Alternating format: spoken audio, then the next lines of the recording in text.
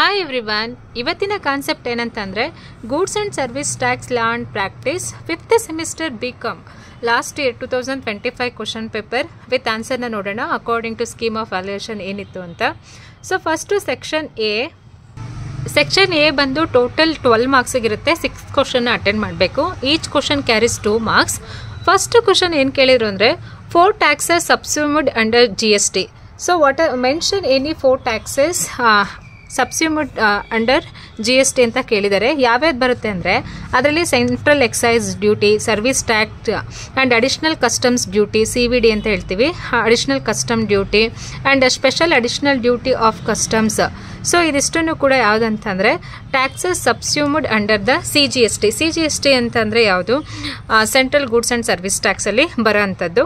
And next what is the meaning of composite supply ಅಂತ ಕೇಳಿದ್ದಾರೆ. Composite supply ಅಂದರೆ ಏನು ಅಂದರೆ composite supply consist of 2 or more goods or services that are naturally bundled and supplied together.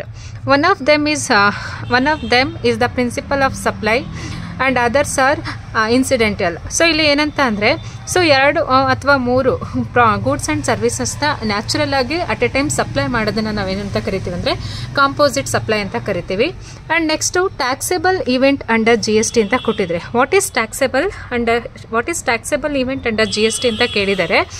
A taxable event under GST is the supply of goods or services. GST is levied when there is a transaction of goods or services for consideration in the course of business. So ಇಲ್ಲಿ ಏನಂತ ಅಂದರೆ GST in the supply of goods or services. GST is levied when there is a transaction of goods or services for consideration in the courses of business. So ಬಿಸ್ನೆಸ್ಸಲ್ಲಿ ನಾವು goods and ಸರ್ವಿಸಸ್ನ ಏನು transactions ಮಾಡ್ತೀವಿ ಅದನ್ನು consider ಮಾಡಿ so ಅದಕ್ಕೆ GSTನ charges ಮಾಡೋ ಅಂಥದ್ದು. And next what is transactions value ಅಂತ ಕೇಳಿದ್ದಾರೆ. What is defined transaction value ಅಂತ ಕೇಳಿದ್ದಾರೆ. Transaction value refers to the actual price paid or payable for goods or services.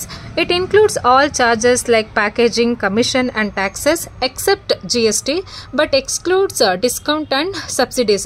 So ಇಲ್ಲಿ ಟ್ರಾನ್ಸಾಕ್ಷನ್ಸ್ ವ್ಯಾಲ್ಯೂನಲ್ಲಿ ಏನೇನು ಇನ್ಕ್ಲೂಡ್ ಆಗಿರುತ್ತೆ ಅಂದರೆ packaging, commission, taxes.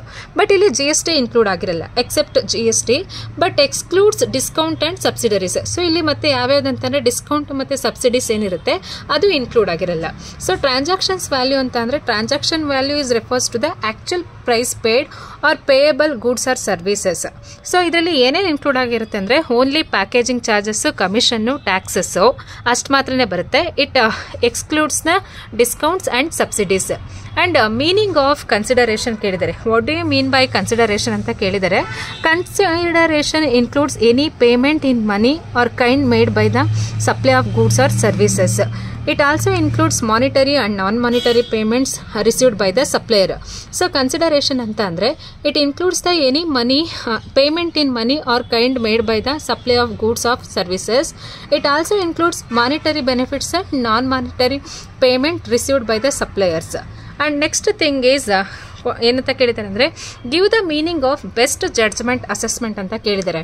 Best judgment assessment is an assessment done by the tax officer based on available records when a taxpayer fails to file returns or provide required documents.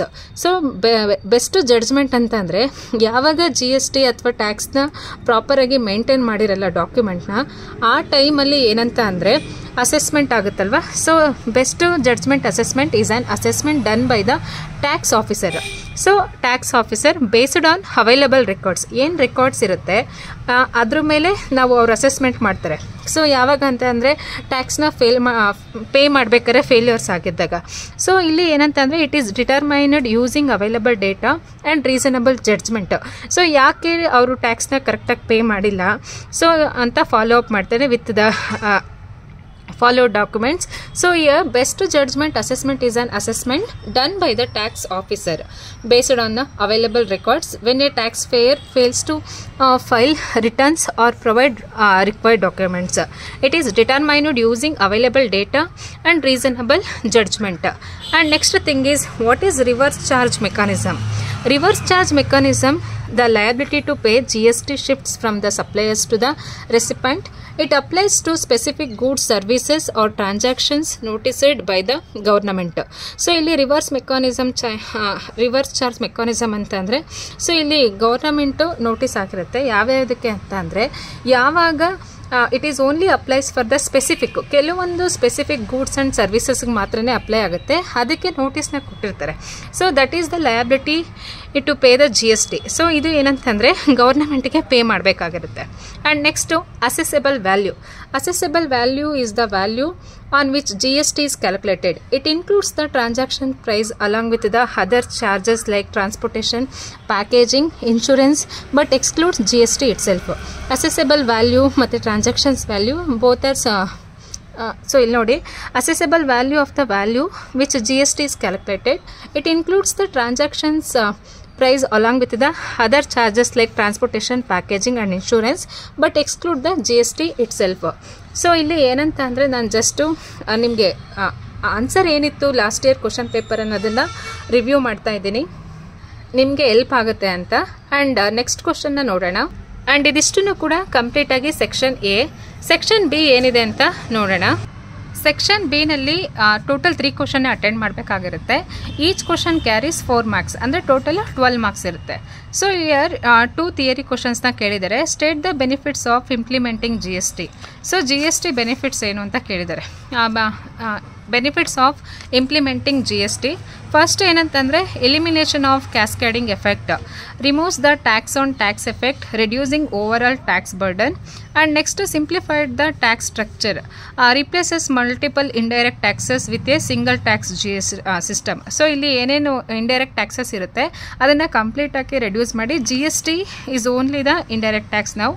And boost to economy, enhance ease of doing business and promotes the economics growth. So economics ಡೆವಲಪ್ಮೆಂಟ್ಗೆ ಮತ್ತು business ಗ್ರೌತ್ಗೆ help ಮಾಡುತ್ತೆ. And next increased compliance, online filing and transparency improve the tax compliance. And uniform taxation, ensures the uniform tax rates across state, reducing price disparities. And next, enhanced revenue collection, reduce tax evasion and increases government revenue. And next, improved logistics, no entry tax, reduce delay and improving a supply chain efficiency. So these are all the benefits for the implementing GST. So ಇದರಲ್ಲಿ total ಎಷ್ಟು ಅಂತಂದರೆ 6 to 7 points ಕೊಟ್ಟಿದ್ದಾರೆ. 4 ಮಾರ್ಕ್ಸಿಗೆ ಇಷ್ಟನ್ನು ಬರೆದ್ರೇ ಸಾಕು. And next third question ಏನು ಕೇಳಿದ್ದಾರೆ ಅಂತಂದರೆ, types of custom duty ಕೇಳಿದ್ದಾರೆ. ಕಸ್ಟಮ್ ಡ್ಯೂಟಿನಲ್ಲಿ ಏನೇನು ಟೈಪ್ಸ್ ಬರುತ್ತೆ ಅಂತ. ಸೊ ಅದರಲ್ಲಿ ಫಸ್ಟ್ ಒನ್ ಯಾವುದಂದರೆ ಬೇಸಿಕ್ ಕಸ್ಟಮ್ ಡ್ಯೂಟಿ. ಅದರಲ್ಲಿ ಏನಂತಂದರೆ, levied on imported goods under the custom act 1962 and rate varies based on product classification and trade agreements.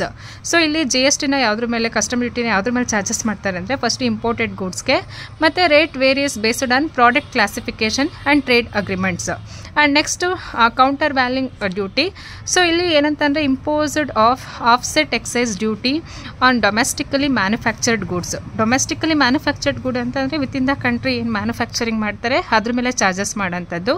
Ensures fair compensation between the imported and local products. So ಬೇರೆ ಕಂಟ್ರಿಯಿಂದ ಏನು import ಮಾಡ್ಕೊಂಡಿದ್ದೀವಿ ಅದು ಮತ್ತು local product ಇರೋ ಕಾಂಪಿಟೇಷನ್ಸ್ನ check ಮಾಡೋದಕ್ಕೆ. And additional custom duty, charge to counterbalance state VAT on imported goods. And next VAT ಅಂತಂದರೆ ವ್ಯಾಲ್ಯೂ ಅಡೆಡ್ ಟ್ಯಾಕ್ಸ್ ಗೊತ್ತಿದೆಯಲ್ಲ. And next aims to bring parity between the domestic and imported goods. And next anti dumping duty, so imposed on imported goods sold at unfairly low prices and protects domestic industries from the foreign competition.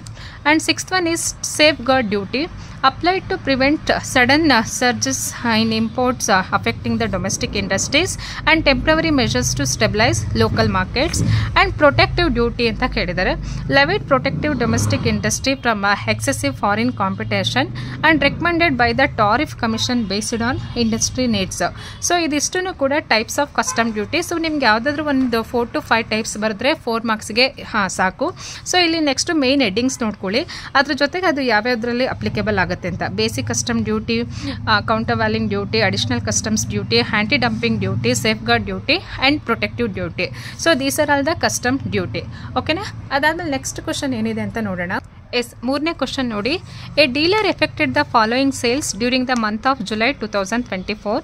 First, invoice number 24 dated 5/7/2024 for rupees 1,12,400.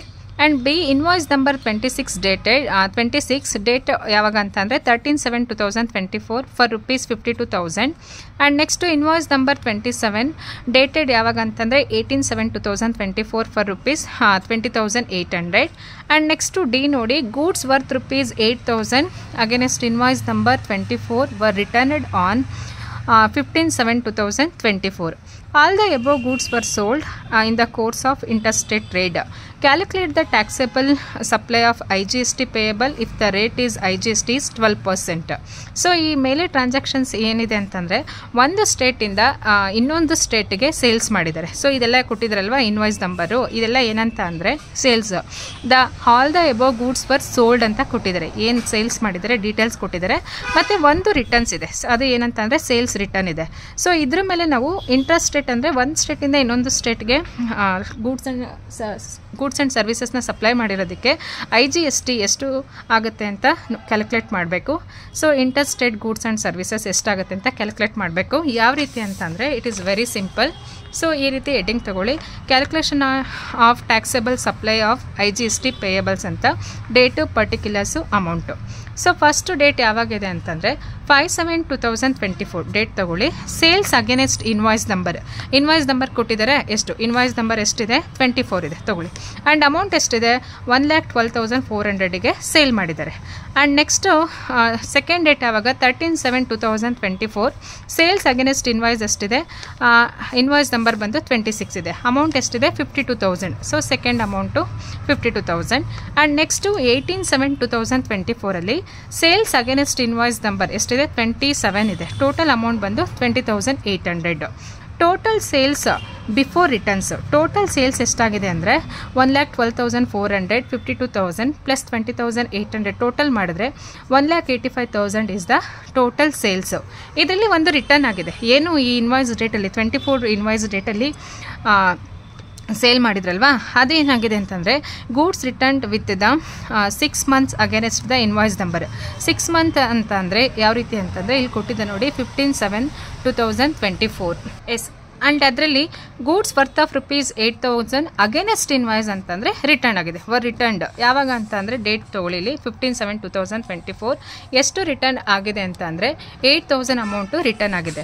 1,85,200 8,000ನ less ಮಾಡಿದ್ರೆ taxable supply ಎಷ್ಟಾಗುತ್ತೆ ಅಂದರೆ 1,77,200 ಆಗುತ್ತೆ.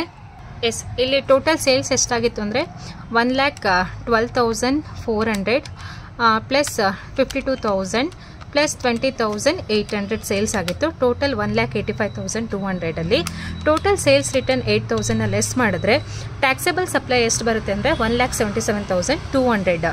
So ಇದ್ರ ಮೇಲೆ IGST ಎಷ್ಟು percent ಅಂತ ಕ್ವಶನಲ್ಲೇ ಕೊಟ್ಟಿದ್ದಾರೆ. The rate of IGST is applicable for 12% ಅಂತ. ಸೊ 1,77,200 ಮೇಲೆ 1,77,200 ಮೇಲೆ 12% ನಾವು IGSTನ ಕ್ಯಾಲ್ಕುಲೇಟ್ ಮಾಡಿದ್ರೆ ಎಷ್ಟಾಗುತ್ತೆ ಅಂದರೆ 21,264. ಆ್ಯಕ್ಚುಲಿ ನಾವು ಟೋಟಲ್ ಸೇಲ್ಸ್ ಮಾಡಿರೋದಿಷ್ಟು, ಇಷ್ಟು ಸೇಲ್ಸ್ಗೆ ನಾವು ಎಷ್ಟು ಟ್ಯಾಕ್ಸ್ನ ಪೇ ಮಾಡಬೇಕು ಅಂದರೆ 21,264. So this is the IGST calculation in this question. So ಇದು ತುಂಬಾ ಸಿಂಪಲ್ ಆಗಿರುತ್ತೆ. ಸೊ ಕ್ವಶನ್ ನೋಡಿ ಎಷ್ಟು ಈಸಿಯಾಗಿ ಕೊಟ್ಟಿದ್ದಾರೆ ಅಂತಂದರೆ, ಏನು ಈ ಇನ್ವಾಯ್ಸ್ ಕೊಟ್ಟಿರ್ತಾರಲ್ವ ಇದೆಲ್ಲ ಸೇಲ್ಸ್ ಆಯಿತಾ. ಏನು ಗೂಡ್ಸ್ ರಿಟರ್ನ್ಡ್ ಆಗಿರುತ್ತೆ ಅದನ್ನು ಮಾತ್ರ ಲೆಸ್ ಮಾಡಬೇಕು. ಅಂದರೆ ಟೋಟಲ್ ಸೇಲ್ಸಲ್ಲಿ ಸೇಲ್ಸ್ ರಿಟರ್ನ್ನ ಲೆಸ್ ಮಾಡಿದ್ರೆ ಎಷ್ಟು ಅಮೌಂಟ್ ಬರುತ್ತೆ ಆ ಅಮೌಂಟ್ ಮೇಲೆ IGSTನ ತಗೊಳ್ಳಿ. ಸೊ ಯಾವುದೇ IGST ಕ್ಯಾಲ್ಕುಲೇಷನ್ ಕ್ವಶನ್ ಕೊಟ್ಟರು ಕೂಡ ಸೇಮ್ ಮೆಥಡನ್ನೇ ಫಾಲೋ ಮಾಡ್ತಾ ಹೋಗ್ತೀವಿ. And remaining questions with answer section A and section B and section C question with ಆನ್ಸರ್ನ ನಾನು ನೆಕ್ಸ್ಟ್ ವಿಡಿಯೋದಲ್ಲಿ ನೆಕ್ಸ್ಟ್ ಪಾರ್ಟಲ್ಲಿ ಅಪ್ಲೋಡ್ ಮಾಡ್ತೀನಿ. ಸೊ ಈ ವಿಡಿಯೋ ಇಷ್ಟ ಆಗಿದ್ರೆ please do subscribe for my channel for more videos and all the best your exam. So is there any doubt please comment the below and thank you so much who are all watching my videos. All the best, do well. And last year GST question ಪೇಪರ್ನು ನಾನು upload ಮಾಡಿದೆ. ಅದರಲ್ಲಿ 11th problem ಏನೋ ಸ್ವಲ್ಪ mistake ಆಗಿತ್ತು, ಅದನ್ನು ನಾನು upload ಮಾಡ್ತೀನಿ. And last year 2024 question paper with ಆನ್ಸರ್ನು ಅಪ್ಲೋಡ್ ಮಾಡಿದ್ದೀನಿ. ಸೊ ಇದು ಕಂಪ್ಲೀಟ್ ಆನ್ಸರ್ಸ್ ಬಂದು according to the scheme of valuation of the Bangalore university. So ಈ ವಿಡಿಯೋ ಇಷ್ಟ ಆಗಿದ್ರೆ ಪ್ಲೀಸ್ ಸಬ್ಸ್ಕ್ರೈಬ್ ಮಾಡೋದನ್ನ ಮರಿಬೇಡಿ. Thank you so much.